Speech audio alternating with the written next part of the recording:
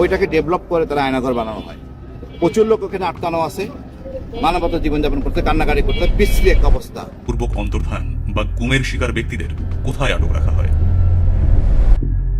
এই প্রশ্নের উত্তর খুঁজতে গিয়ে আমরা আয়নাঘর নামক এই গোপন কারাগারটির সন্ধান পাই। দীর্ঘদিন ধরে কানে রাতে ঘুমাইতে পারে না, টর্চার নির্যাতন চলতেছে, মুখ বন্ধ। এটা তো একটা স্বাধীন দেশে হইতে পারে না, আমরা কারো পরাধীন না। ৮ বছর পর আয়নাঘর থেকে মুক্তি পেল কাশেম আলীর ছেলে ব্যারিস্টার আইমান। আয়নাঘর সম্পর্কে আরও এমন ভয়ঙ্কর তথ্য আপনাদের জানাবো যেগুলো শুনলে আপনারা অবাক হবেন। একটা আর্টিকেলে জানা গেছে আয়নাঘরে মোট ৩০টিরও বেশি সেল আছে। বেশ কয়েকটি সাউন্ড প্রুফ রুম আছে যেখানে আসামিকে নির্যাতন করা হয়। এরপর আয়নাঘর থেকে মুক্তি পায় কর্নেল হাসিম। সে জানায় আয়নাঘর এমন একটি ঘর যেখানে কখনো আলো বাতাস প্রবেশ করে না। এমন একটা রুম, লোহা এবং কাঠের দরজা, সারাক্ষণ প্রচণ্ড শব্দে ফ্যান চলে। দিনে ৩০ মিনিটের মতো ফ্যান বন্ধ থাকে। ফ্যান বন্ধ থাকলে থমথম নীরব হয়ে যায় সবকিছু। সব টয়লেটে উনি বলছে যে ওনাকে যেই টয়লেটে নিয়ে গেছে ওইখানে উনি ওনার আম্মার নাম্বারটা লিখে রাখছে, তো নাম্বারটা আমার এখনো মনে আছে। আয়নাঘরের দেয়ালে অনেক মানুষের হাতের লেখা পাবেন। এখান থেকে বোঝা যায় আগেও অনেক মানুষকে এভাবেই নির্যাতন করা হয়েছে।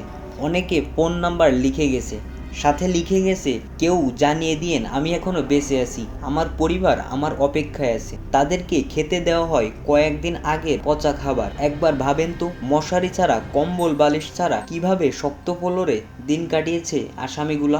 2016 সালের 6 আগস্ট বাসা থেকে আইন শৃঙ্খলার বাহিনী ধরে নিয়ে যায় আইমানকে ডিজিএফআই এর গোপন বন্দিশালায়। প্রচুর লোক ওখানে আটকানো আছে, মানবতা জীবনযাপন করতে, কান্নাকাটি করতে, বিশ্রী এক অবস্থা। অর্থাৎ 2016 সাল থেকে 2024 সাল পর্যন্ত আইমান ছিল ডিজিএফআই এর গোপন বন্দিশালায়। গতকাল শেখ হাসিনা দেশ ছাড়ার পর বেরিয়ে আসে চাঞ্চল্যকর তথ্য।